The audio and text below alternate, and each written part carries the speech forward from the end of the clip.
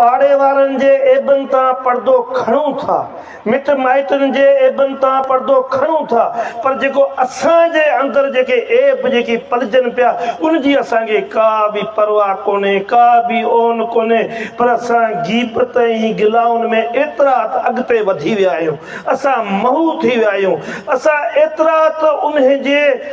वबा मंझि एतिरा त क़ाबू थी विया आहियूं जो असांखे पंहिंजा ऐब, पंहिंजो मुआसबो, पंहिंजो एहतिसाब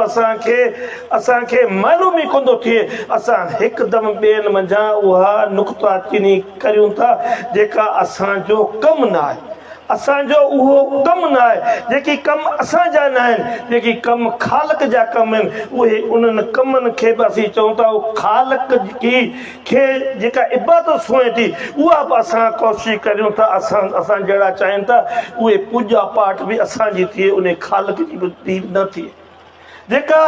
उन ख़ालिक खे थी सुहे उहा असां पंहिंजे नालनि सां मुंतख़ब था करियूं था त उहो एतिराम अदब असांखे मिले। असां इन अदब एतिराम जी भॼ में एतिरा अॻिते हलिया विया आहियूं जो ॿिए जे लाइ भलाई सोचणु असांजे लाइ ऐब आहे, पर असां पंहिंजे पाण जे लाइ हर क़िस्म जो भलाई फ़ाइदो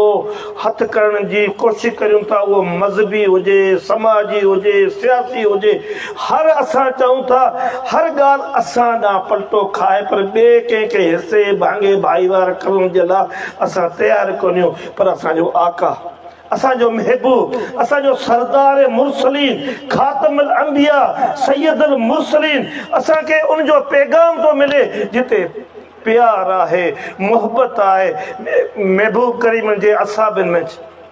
के मिस्कीन आहिनि, के अमीर आहिनि, के बादशाह आहिनि, के पंहिंजे कबीलनि जा बि सरदार आहिनि, पर महबूब वटि सभिनी जी अहमियत आहे,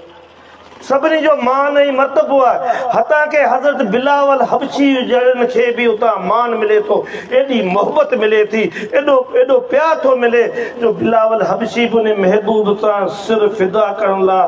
हर बार चए थो